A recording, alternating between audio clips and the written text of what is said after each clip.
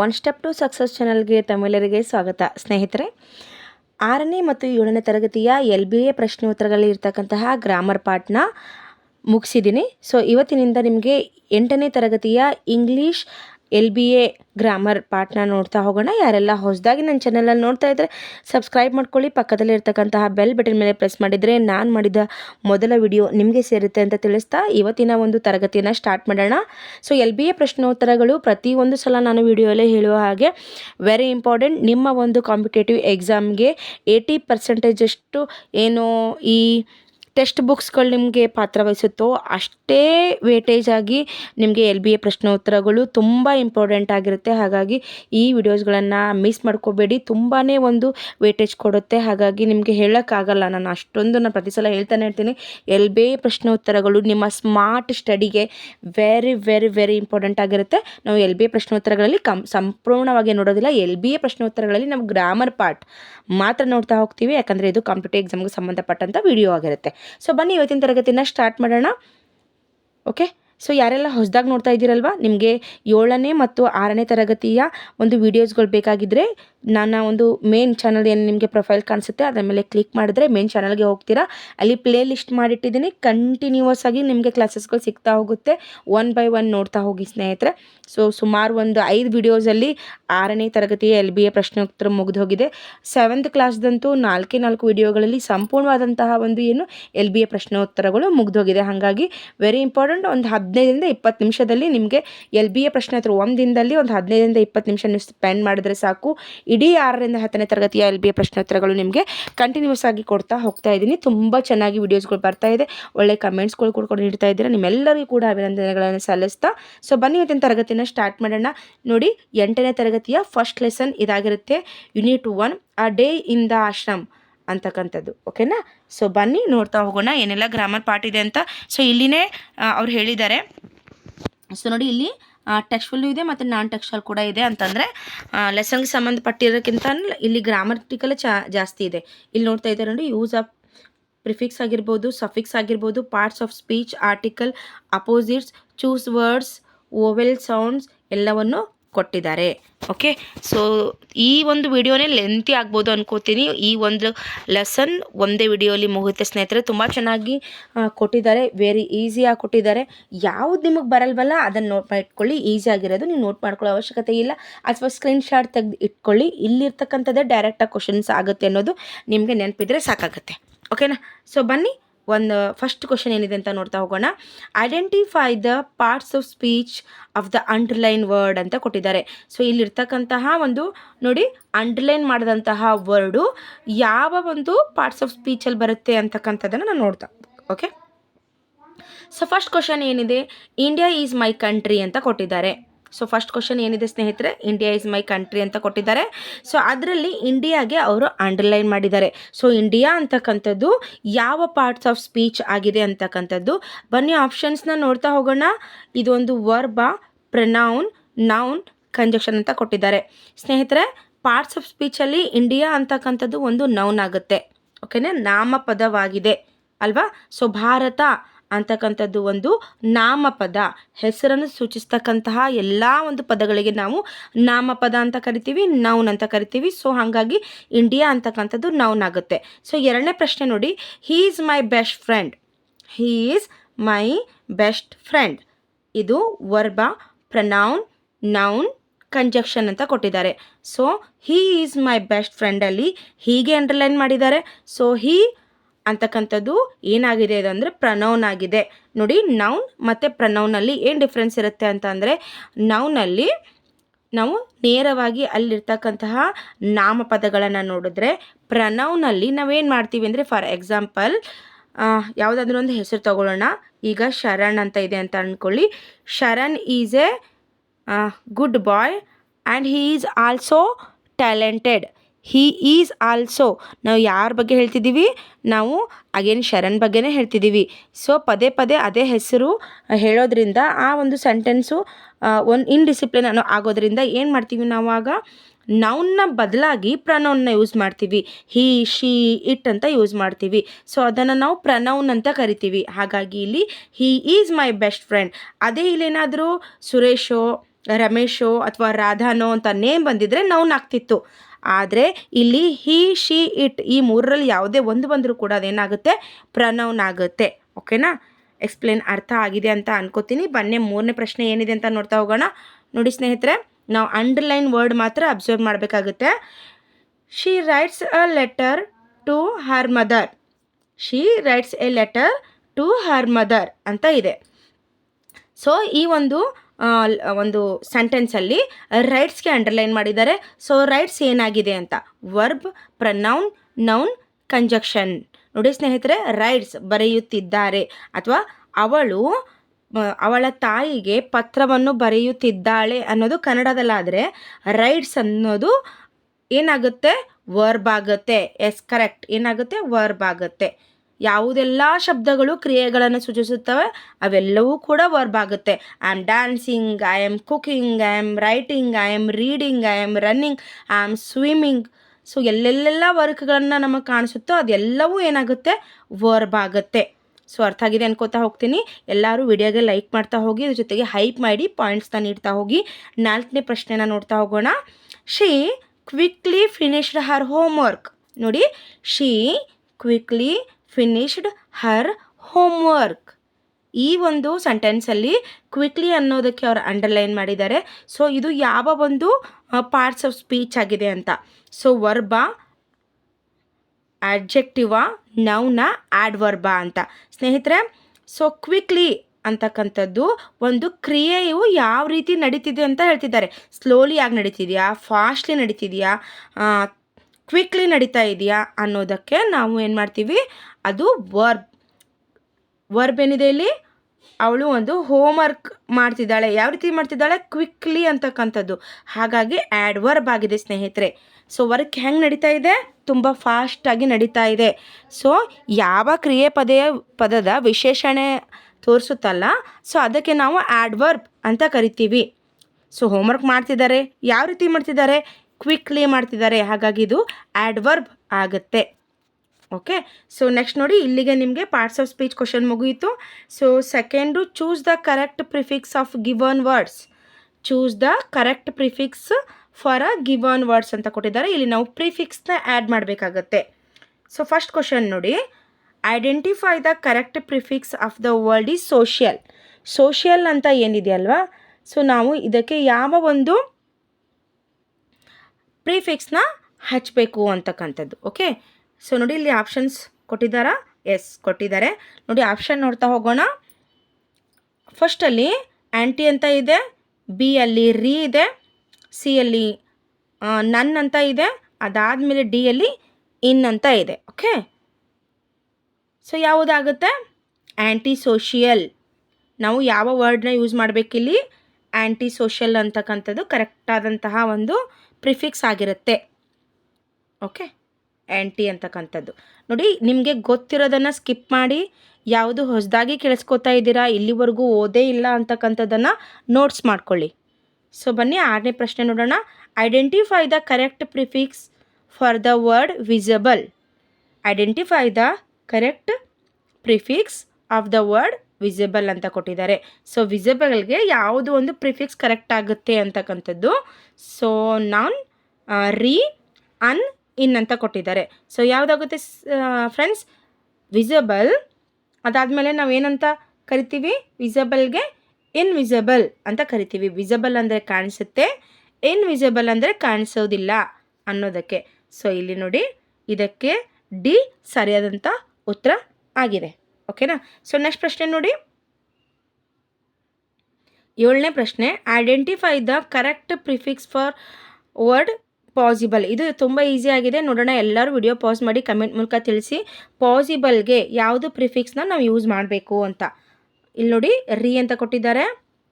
ಒಂದು ನಿಮಿಷ, ರೀ ಅಂತ ಕೊಟ್ಟಿದ್ದಾರೆ. ಅದಾದಮೇಲೆ ಯಾವುದು ಕೊಟ್ಟಿದ್ದಾರೆ, ಇಮ್, ಮಿಸ್, ಇನ್ ಅಂತ ಕೊಟ್ಟಿದ್ದಾರೆ. ಪಾಸಿಬಲ್, ಇಂಪಾಸಿಬಲ್ ಆಗುತ್ತೆ. ಯಾವುದಾಗುತ್ತೆ, ಇಂಪಾಸಿಬಲ್. ಐ ಎಮ್ ಯೂಸ್ ಮಾಡಬೇಕಾಗತ್ತೆ. 8th question, identify the correct prefix for the word regular. Regular ಅನ್ನೋ ವರ್ಡ್ಗೆ ಯಾವುದು ಪ್ರಿಫಿಕ್ಸ್ ಆಗುತ್ತೆ. ಇನ್, ಮಿಸ್, ನನ್, ಇರ್ ಅಂತ ಇದೆ. ಸೊ ಯಾವುದಾಗುತ್ತೆ ಸ್ನೇಹಿತರೆ, ಇರ್ ಆಗುತ್ತಲ್ವಾ? Yes, D option ir. Regular, irregular. Ir ಅನ್ನೋದು ನಾವು ಇಲ್ಲಿ ಪ್ರಿಫಿಕ್ಸ್ ಮಾಡಬೇಕಾಗುತ್ತೆ. Regular, irregular. ಓಕೆನಾ? ಸೊ ನೆಕ್ಸ್ಟ್ ನೋಡಿ, fill in the blanks with the correct article. ಇಲ್ಲಿ ನಾವು ಆರ್ಟಿಕಲ್ಸ್ನ ನೋಡೋಣ, ಪ್ರಿಫಿಕ್ಸ್ನ ನೋಡಿದ್ವಿ, ಪಾರ್ಟ್ಸ್ ಆಫ್ ಸ್ಪೀಚ್ ನೋಡಿದ್ದೀವಿ. ಸೊ ಈಗ ನಾವು ನೋಡ್ತಕ್ಕಂಥದ್ದು articles. So first question, yesterday I saw dash accident in the, sorry ಅದು ಬಂತು ಡ್ಯಾಶ್ ಮಾರ್ಕೆಟ್. ಸೊ ಒಂದು ನಿಮಗೆ ಇವಾಗ ಗೊತ್ತಾಯಿತು ಅಲ್ವಾ? ಸೊ ದ ಬರುತ್ತೆ ಅಂತ. ಇನ್ ದ ಮಾರ್ಕೆಟ್, ಮಾರ್ಕೆಟ್ ಬಂದ ತಕ್ಷಣ ಅದು ದ ಅನ್ನೋದು ಬಂದೇ ಬಿಡುತ್ತೆ. ಸೊ ಎಕ್ಸ್ಟ್ರಡೇ ಐ ಸಾ ಏನು ನೋಡಿದ್ದಾರೆ? ಆಕ್ಸಿಡೆಂಟ್. ಎ ಅನ್ನೋದು ಇಲ್ಲಿ ಏನಾಗುತ್ತೆ? ಓವಲ್ ಆಗುತ್ತೆ. ಹಾಗಾಗಿ ಇಲ್ಲಿ ಆ್ಯನ್ ಆಕ್ಸಿಡೆಂಟ್ ಅಂತ ಬರುತ್ತೆ. ಏನು ಬರುತ್ತೆ? An accident. ಎ ಆಕ್ಸಿಡೆಂಟ್ ಬರಲ್ಲ. ಹೌದಾ? ಒಂದು ಆಕ್ಸಿಡೆಂಟ್ನ ನೋಡಿದ್ದೀರಾ ಅಂತ ಅಂದ್ಕೊಂಡು ಎ ಅಂತ ನೀವೇನಾದರೂ ಬರೆದ್ರೆ ರಾಂಗ್ ಆಗುತ್ತೆ. ಆ್ಯನ್ ಆಕ್ಸಿಡೆಂಟ್ ಆಗುತ್ತೆ ಅದು. Okay. Second question, she sat on dash bench in dash park. Okay. C 10ನೇ ಪ್ರಶ್ನೆ ಆಗಿರುತ್ತೆ ನೋಡಿ ಸ್ನೇಹಿತರೆ. She sat on the bench in the park ಅಂತ ಆಗುತ್ತೆ. ಸೊ ಎರಡೂ ಕಡೆಗೆ ದ ಬರುತ್ತೆ. ಎ ಆಪ್ಷನ್ ಕರೆಕ್ಟ್ ಆಗಿದೆ. So 11th question, Raju is dash doctor working in a hospital. So 11th ಕ್ವಶನ್ನ ನೋಡ್ತಾ ಹೋಗಿ. Raju is dash doctor working in a dash hospital. Option A the A ಕೊಟ್ಟಿದ್ದಾರೆ, ಆಪ್ಷನ್ ಬಿ ಅಲ್ಲಿ an A ಕೊಟ್ಟಿದ್ದಾರೆ, option C ಅಲ್ಲಿ A the ಕೊಟ್ಟಿದ್ದಾರೆ, option D ಅಲ್ಲಿ an A ಕೊಟ್ಟಿದ್ದಾರೆ. So Raju is A doctor. Raju ಒಬ್ಬನು ಡಾಕ್ಟರ್ ಆಗಿದ್ದಾನೆ. ಯಾಕಂದರೆ ಇಲ್ಲಿ ಕಂಜಕ್ಷನ್ಸ್ ಇದೆ, ಸಾರಿ ಇಲ್ಲಿ ಯಾವುದೇ ಓವೆಲ್ ಇಲ್ಲ. ಓಕೆನಾ? ಯಾವುದಾದ್ರೂ ಓವೆಲ್ ಇದೆಯಾ? ಅಲ್ಲಿ ಓವೆಲ್ ಬಂದಿದ್ರೆ ಮಾತ್ರ ಏನಂತ ಯೂಸ್ ಮಾಡಬೇಕು. ಇಲ್ಲಿ ಓವಲ್ ಇಲ್ಲ, ಹಾಗಾಗಿ ನಾವು ಏನ ಯೂಸ್ ಮಾಡಿದ್ದೀವಿ. Working in the hospital. So ಯಾವ ಒಂದು ಹಾಸ್ಪಿಟಲಲ್ಲಿದ್ದಾರೆ ಅಂತಂದರೆ ದ ಹಾಸ್ಪಿಟಲ್. ಯಾವುದೋ ಒಂದು ಸ್ಪೆಸಿಫಿಕ್ ಆಗಿ ಹಾಸ್ಪಿಟಲ್ ಗೊತ್ತಿದೆ, ಹಾಗಾಗಿ ನಾವು ಇಲ್ಲಿ ಏನು ಮಾಡ್ತೀವಿ? ದ ಅಂತ ಯೂಸ್ ಮಾಡ್ತೀವಿ. ಸೊ ನೆಕ್ಸ್ಟ್ ಕ್ವಶನ್ ನೋಡಿ, 12th question, Suresh is A dash M L A who is A dash honest politician. ಓಕೆನಾ? ಸೊ ಆಪ್ಷನ್ ಎ ಅಲ್ಲಿ ದ ಎ ಇದೆ, ಆಪ್ಷನ್ ಬಿ ಅಲ್ಲಿ ಆ್ಯನ್ ಅಂತ ಇದೆ, ಆಪ್ಷನ್ ಸಿ ಅಲ್ಲಿ ಎ ದ ಇದೆ, ಆಪ್ಷನ್ ಡಿ ಅಲ್ಲಿ ದ ಆ್ಯನ್ ಅಂತ ಇದೆ. ಸೊ 12th ಕ್ವಶನ್ಗೆ ಆನ್ಸರ್ ನೋಡಿ, ಆ್ಯನ್ ಎಮ್ ಎಲ್ ಎ ಬರುತ್ತೆ. ಯಾಕೆ ಆ್ಯನ್ ಎಮ್ ಎಲ್ ಎ ಬರುತ್ತೆ? ಸೊ ಎಮ್ ಎಲ್ ಎ ಅನ್ನುವಾಗ ಅಲ್ಲಿ ನಿಮಗೆ ಪ್ರೊನೌನ್ಸಿಯೇಷನ್ ಬರುತ್ತೆ. ಹೂ ಈಸ್ ದ ಹಾನೆಸ್ಟ್ ಏನಾಗಿದ್ದಾರೆ? ಪೊಲಿಟಿಷಿಯನ್. ಸೊ ಹೆಚ್ ಅಂತಕ್ಕಂಥದ್ದು ಅಗೇನ್ ನಿಮ್ಗೆ ಏನಾಗಿರುತ್ತೆ? ಇದು ಒಂದು ಓವೆಲ್ ಸೌಂಡ್ ಆಗಿರೋದ್ರಿಂದ ಇಲ್ಲಿ ಆ್ಯನ್ ಬರುತ್ತೆ. ಎರಡು ಕಡೆ ಆ್ಯನ್ ಬರೋದ್ರಿಂದ ನಿಮಗೆ ಬಿ ಸರಿಯಾದ ಉತ್ತರ ಆಗಿರುತ್ತೆ ಸ್ನೇಹಿತರೆ. ಓಕೆ. ಎಸ್, ಅರ್ಥ ಆಗ್ತಿದೆ ಅಂತ ಅಂದ್ಕೊಂಡಿದ್ದೀನಿ. ಎಲ್ಲರೂ ಕೂಡ ಒಂದು ಕಮೆಂಟ್ ಮೂಲಕ ಕ್ಲಾಸಸ್ ಹೆಂಗೆ ಅನ್ನಿಸ್ತಿದೆ ಅಂತ ಕಮೆಂಟ್ ಮೂಲಕ ಹೇಳ್ತಾ ಹೋಗಿ. ಬನ್ನಿ ಡಿ ಕ್ವಶನ್ನ ನೋಡ್ತಾ ಹೋಗೋಣ. ಈ ಒಂದು ಲೆಸನಲ್ಲಿ ನೋಡಿ ಫುಲ್ ಗ್ರಾಮರ್ ಕೊಟ್ಟಿದ್ದಾರೆ. 90% ಅಷ್ಟು ಒಂದೇ ಲೆಸನಲ್ಲಿ 8th ಸ್ಟ್ಯಾಂಡರ್ಡ್ ಬುಕ್ ಇದು. 8th ಸ್ಟ್ಯಾಂಡರ್ಡ್ ಬುಕ್ಕಲ್ಲಿ ಫಸ್ಟ್ ಒಂದೇ ಲೆಸನಲ್ಲಿ ಇಂಗ್ಲೀಷ್ ಟೆಕ್ಸ್ಟ್ ಬುಕ್ಕಲ್ಲಿ ನಿಮಗೆ 90% ಅಷ್ಟು ಇಂಗ್ಲೀಷ್ ಕೊಟ್ಟಿದ್ದಾರೆ, ಹಾಗಾಗಿ ಸ್ಕಿಪ್ ಮಾಡಬೇಡಿ.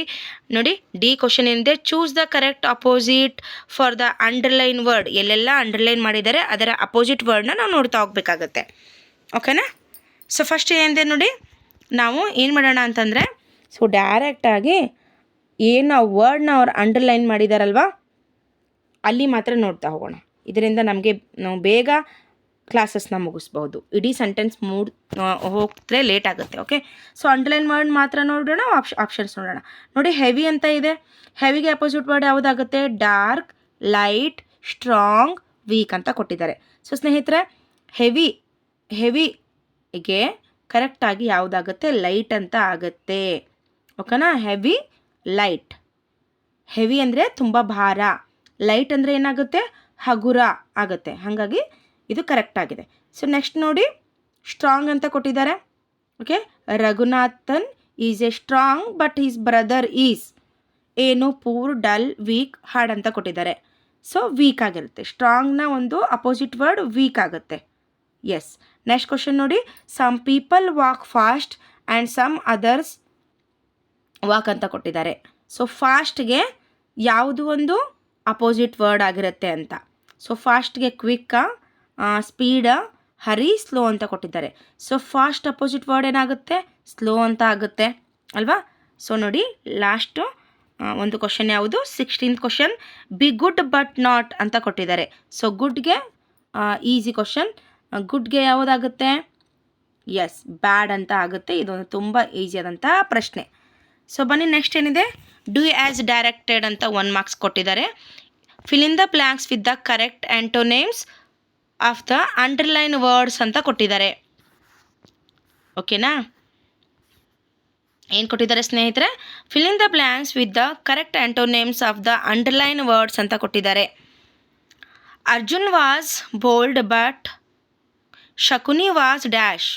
ಸೊ ನಾವು ಅಂಡರ್ಲೈನ್ ಏನು ಮಾಡಿದ್ದಾರೆ ಆ ವರ್ಡ್ನ ಆ್ಯಂಟೋನೇಮ್ ನೋಡಬೇಕಾಗಿದೆ. ಸೊ ಹಾಗಾಗಿ ನಾವು ಡೈರೆಕ್ಟಾಗಿ ಆ್ಯಂಟೋನೇಮ್ನ ನೋಡ್ತಾ ಹೋಗೋಣ. ಸೊ ಆಪ್ಷನ್ ಎ ಯಲ್ಲಿ ಏನಿದೆ ಇಲ್ಲಿ? ಬೋಲ್ಡ್. ಬೋಲ್ಡ್ ಇದ್ದಿದ್ದು ಏನಾಗುತ್ತೆ ಸ್ನೇಹಿತರೆ? ಟಿಮ್ಡ್ ಅಂತ ಆಗುತ್ತೆ. ನೋಡಿ, TIMID. ಎಸ್. ನೆಕ್ಸ್ಟ್ ನೋಡಿ, students must go to school in the time but not late ಅಂತ ಆಗುತ್ತೆ. ಏನಾಗುತ್ತೆ? ಲೇಟ್ ಅಂತ ಆಗುತ್ತೆ. ಅವ್ರೇನು ಅಂಡರ್ಲೈನ್ ಮಾಡಿದಾರಲ್ವಾ ಅದರ ಒಂದು ಆ್ಯಂಟೋನೇಮ್, ಅಂದರೆ ಅಗೇನ್ ನಾವು ಅದರ ವಿರುದ್ಧ ಪದವನ್ನು ಬರೀಬೇಕಾಗಿದೆ. ಓಕೆನಾ? ಸೊ ನೋಡಿ ಇಲ್ಲಿ, Raghunathan is a strong but his brother is weak. ಇದು ಆಲ್ರೆಡಿ ಬಂದಿದೆ, ನಾವು ಓದಿದ್ದೀವಿ. Learn to treat even your enemy as. Enemy ಅಂತ ಇದೆ, ಎನಿಮಿಗೆ ಏನಾಗುತ್ತೆ? ಫ್ರೆಂಡ್ ಆಗುತ್ತೆ. FRIEND, ಫ್ರೆಂಡ್ ಅಂತ ಆಗುತ್ತೆ. ನೆಕ್ಸ್ಟ್ ನೋಡಿ, some people walk fast but some others. Fast ಇದ್ದಿದ್ದು ಏನಾಗುತ್ತೆ? ಸ್ಲೋ ಆಗುತ್ತೆ ಅಲ್ವಾ?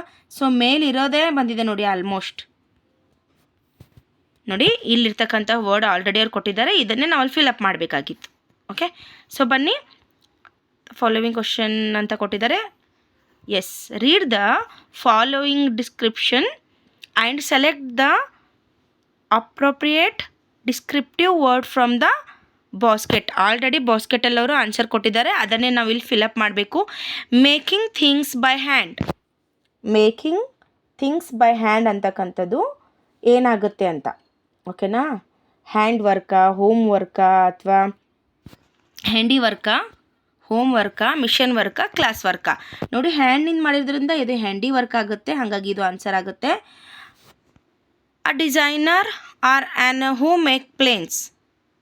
ಯಾರಾಗ್ತಾರೆ ನೋಡಿ? ಡ್ರಾಫ್ಟ್ಸ್ ಮ್ಯಾನ್ ಇದಕ್ಕೆ ಸರಿಯಾದಂಥ ಉತ್ತರ ಆಗುತ್ತೆ.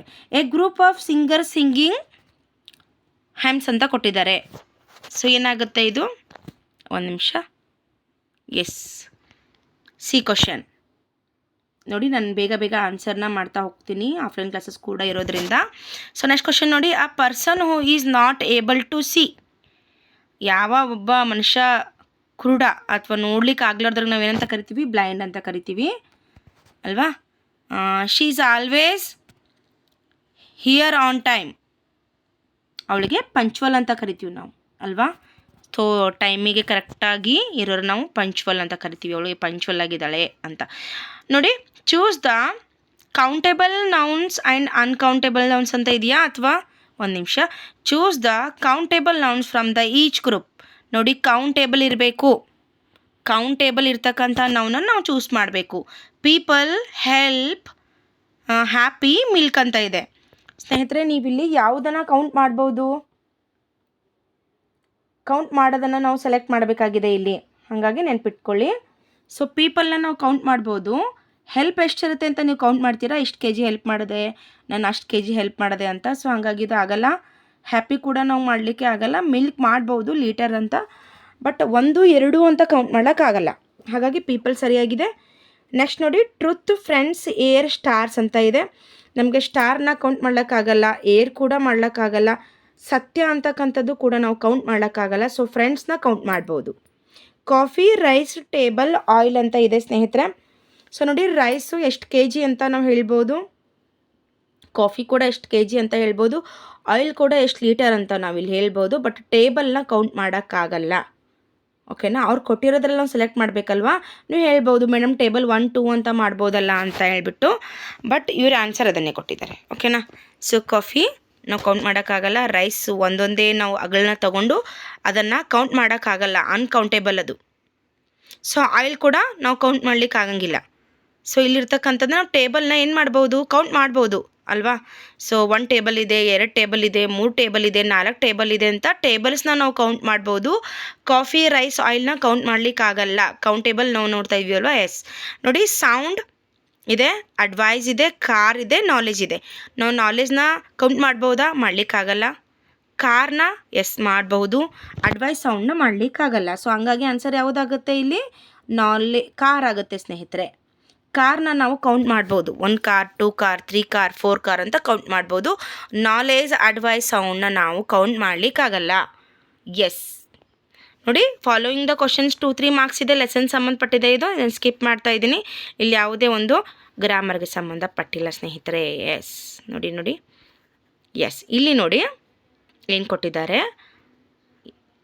Okay, read the words given below, identify the words having vowel sounds ಅಂತ ಕೊಟ್ಟಿದ್ದಾರೆ and write them into the different column ಅಂತ ಕೊಟ್ಟಿದ್ದಾರೆ.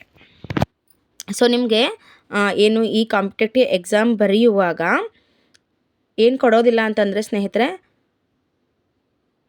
ಅದನ್ನು ಬರಲಿಕ್ಕೆ ಕೊಡೋದಿಲ್ಲ. ಜಸ್ಟ್ ನೀವೇನು ಹಾಕೋದಿರುತ್ತೆ, ಟಿಕ್ ಹಾಕೋದಿರುತ್ತೆ.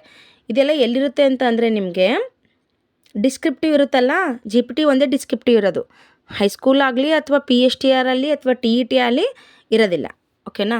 ಹಾಗಿದ್ರೂ ನಿಮಗೆ ಗೊತ್ತಾಗಲೇಬೇಕು ಮೇಡಮ್ ಯಾವ ರೀತಿ ಬರೀಬೇಕು ಅನ್ನೋದೇ ಆದರೆ ನಾವು GPT ಮಾಡುವಾಗ ಹೇಳ್ಕೊಡ್ತೀನಿ, ಸರಿನಾ. ಎಸ್ ಏನು ಕೊಟ್ಟಿದ್ದಾನೆ ನೋಡಿ, ಅಲ್ಲಿ ನಾವು ಓವೆಲ್ಸ್ನ ಅಲ್ಲಿ ಡಿವೈಡ್ ಮಾಡಿ ಬರೀಬೇಕಾಗ್ತಕ್ಕಂಥದ್ದು. ಓಕೆನಾ. ಸೊ ನೆಕ್ಸ್ಟ್ ನೋಡಿ, ಈ ಒಂದು ಪ್ಯಾಸೇಜಲ್ಲಿ ಇರ್ತಕ್ಕಂತಹ ಕೌಂಟೇಬಲ್, ಅನ್ಕೌಂಟೇಬಲ್ ಎರಡನ್ನೂ ಬರೀಬೇಕು.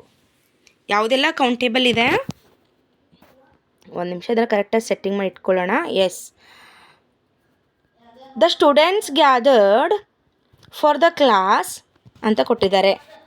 ಇಲ್ಲಿ ಫಸ್ಟ್ ಸೆಂಟೆನ್ಸಲ್ಲಿ ಸ್ಟೂಡೆಂಟ್ಸ್ ಅಂತಕ್ಕಂಥದ್ದು, ಕ್ಲಾಸ್ ಅಂತಕ್ಕಂಥದ್ದು ಎರಡೂ ಕೂಡ ಏನಾಗಿದೆ ಸ್ನೇಹಿತರೆ, ನಾವು ಕೌಂಟ್ ಮಾಡ್ಬೋದು. ಅದಕ್ಕೆ ಈ ಬಾಕ್ಸಲ್ಲಿ ನಾವು ಬರಿಬೋದು. ಇಲ್ಲಿ ನಂಗೆ ಬರೀಲಿಕ್ಕೆ ಪ್ಲೇಸ್ ಹಾಕೋಲ್ಲ, ಪೆನ್ ತುಂಬ ದಪ್ಪ ಇದೆ, ನಾನು ಅಂಡರ್ಲೈನ್ ಮಾಡ್ತಾ ಹೋಗ್ತೀನಿ.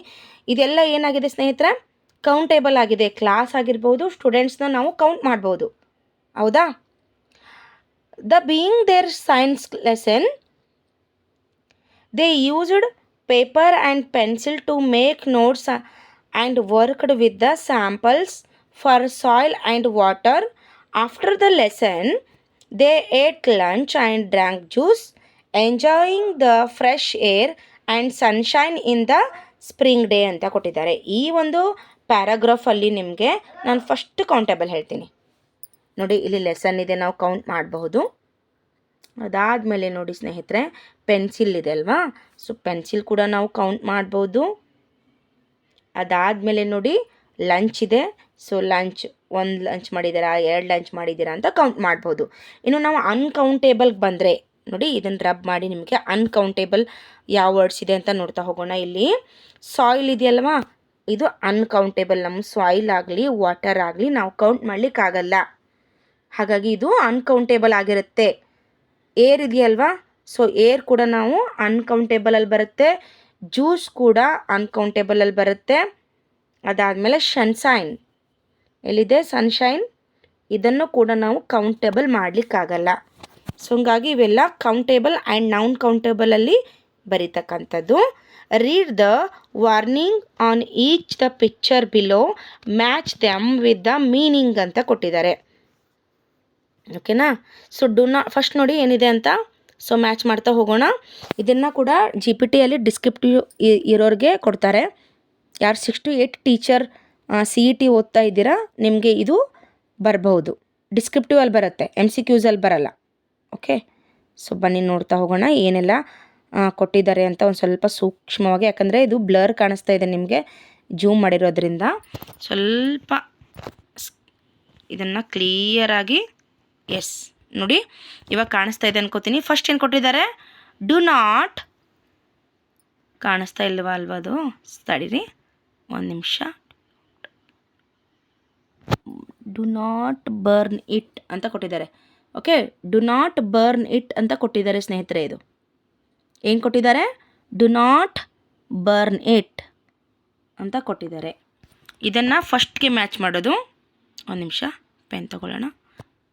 ಎಸ್, ಪೆನ್ ಬರ್ತಿಲ್ಲ. ಸೊ ನೋಡಿ ಎರಡನೇದೇನಿದೆ, ಎರಡನೇ ಕ್ವಶನಲ್ಲಿ ಏನಿದೆ ಅಂತ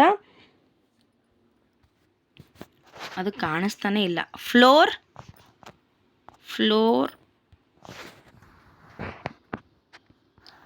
ಎಕ್ಸ್ಟರ್ನಲ್, ಇದು ಏನು ನೋಡಿ ಎಷ್ಟು ಬ್ಲರಾಗಿ ಕಾಣಿಸ್ತಾ ಇದೆ. ಇಲ್ಲಿ ಕ್ವಿಕ್ಲಿ ಅಂತ ಕೊಟ್ಟಿದ್ದಾರೆ, ಓಕೆನಾ. ಸೊ ಇದನ್ನು ಕ್ವಿಕ್ಲಿ ಅಂತ ಕೊಟ್ಟಿದ್ದಾರೆ. ಸೊ ನೋಡಿ ಎರಡನೇದು ಯಾವುದಕ್ಕೆ ಅಂದರೆ ಡ್ರಿಂಕ್ ಅಂತ ಇದೆಯಲ್ಲ, ಸೊ ಇದಕ್ಕೆ ಇದು ಮ್ಯಾಚ್ ಆಗುತ್ತೆ, ಓಕೆನಾ. ನೋಡಿ ಇದನ್ನು PDF ಹಾಕಿರ್ತೀನಿ ನಿಮಗೆ. ನಾನು ಸಪ್ರೇಟಾಗಿ ಇದನ್ನು ಕ್ರಾಪ್ ಮಾಡಿಕೊಂಡು ಟೆಲಿಗ್ರಾಮ್ ಲಿಂಕಿಗೆ ಯಾರೆಲ್ಲ ಜಾಯ್ನ್ ಆಗಿದ್ದೀರಲ್ಲ, ಸೊ ನೋಡಿ ಅವರಿಗೆಲ್ಲ ಸಿಗುತ್ತೆ ನೋಡಿ. ಕರೆಕ್ಟಾಗಿ ಓದ್ಬಿಟ್ಟು, ಯಾಕಂದರೆ ಇಲ್ಲಿ ಏನೂ ಕಾಣಿಸ್ತಿಲ್ಲ, ಟೆಕ್ಸ್ಟ್ ಬುಕ್ಕಿಂದ ಡೈರೆಕ್ಟಾಗಿ ನೋಡಿ ಅದನ್ನು ಕರೆಕ್ಟಾಗಿ ಮ್ಯಾಚ್ ಮಾಡಿಬಿಟ್ಟು ನಾನು ಇದ್ರ ಬುಕ್ಕಲ್ಲಿ ಹಾಕ್ತೀನಿ. ಇವಾಗ ಇದನ್ನು ನೀವು ಕ್ಲಿಯರಾಗಿ ಕಾಣಿಸಿದ್ರೆ ಮಾತ್ರ ಇದಕ್ಕಿದು ಆನ್ಸರ್ ಆಗುತ್ತೆ ಅಂತ ಡಿಸೈಡ್ ಮಾಡ್ಬೋದಲ್ವಾ. ಸೊ ವಿತೌಟ್ ಹೆಂಗೆ ಡಿಸೈಡ್ ಮಾಡ್ತೀರಾ ನೀವು?